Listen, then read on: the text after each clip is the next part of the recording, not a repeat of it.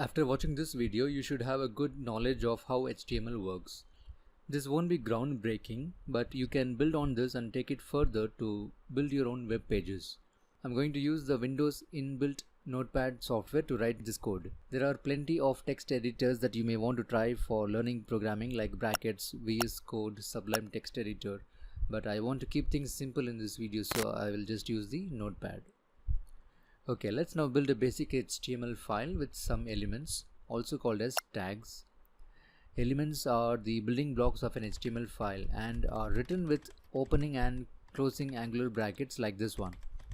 The closing tag looks the same except that it has an extra character, which is the / placed immediately after the opening angular bracket here.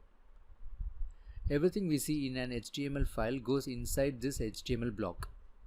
Oh, and before we go further, we need to declare that this file is an HTML file. So we simply write exclamation doc type HTML with opening and closing angular brackets. And this is case insensitive. Alright, a simpler way to remember the entire HTML structure is to see it as a skeleton file.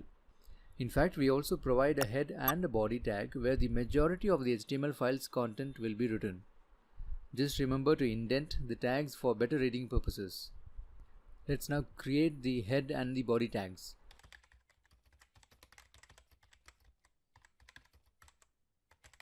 The head tag's primary duty is to contain some important information about this web page. Thus, the title tag goes inside the head tag. Title tags contain the most important information for a web page. This is what you usually see in Google search results as well. That's why it's critical we give meaningful titles so that people can find your content.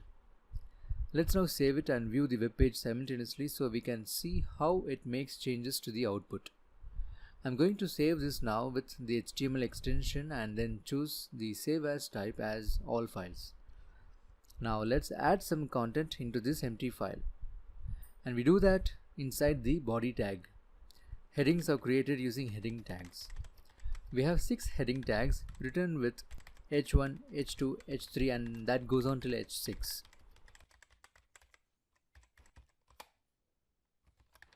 Let's now add some paragraphs. To do that, we use the P tags. Here's some random text that I'm gonna use. Now what if we want to add more paragraphs? We simply use as many P tags we want. But if we don't want these many paragraphs but just want a new line separating the lines, then we use break tags, which are empty elements. HTML elements with no content in them are called as empty elements. Also, we don't end empty elements with a separate closing tag but just use a / before the closing angular bracket. It's not mandatory to do it this way, and even just the empty BR tag should work. Okay. Next, let's separate the headings from the paragraphs. To do that, we can use the horizontal row tag, HR tag. This tag is also an empty tag. Cool. Let's now add another heading with H2 tag and then let's insert an image here. To do that, we use the Img tag, the image tag.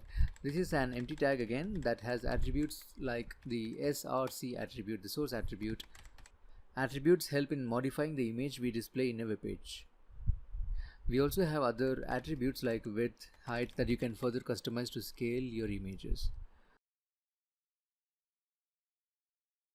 Within the source attribute, we insert the image by providing with an absolute path or a relative path. So either you give the complete file path or just the file name if your image file is in the same location as your HTML file.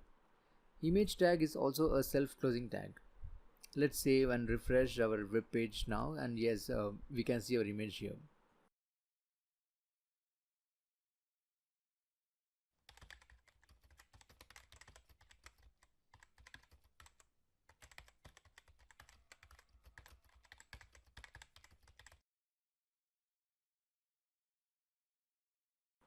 Alright, let's now create a simple list with bullets and or numbering. Lists are useful to break structured content into readable text for our eyes to scan through a long web pages.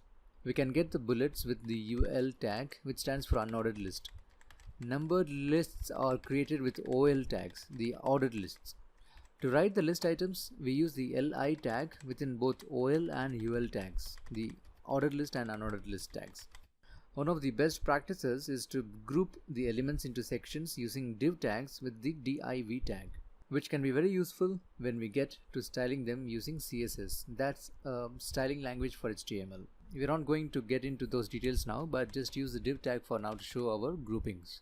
I just want to point out that none of these tags will be directly visible on our web page, but just does its job silently. Every tag has a specific job to do, as we have seen all this while. That's all for now.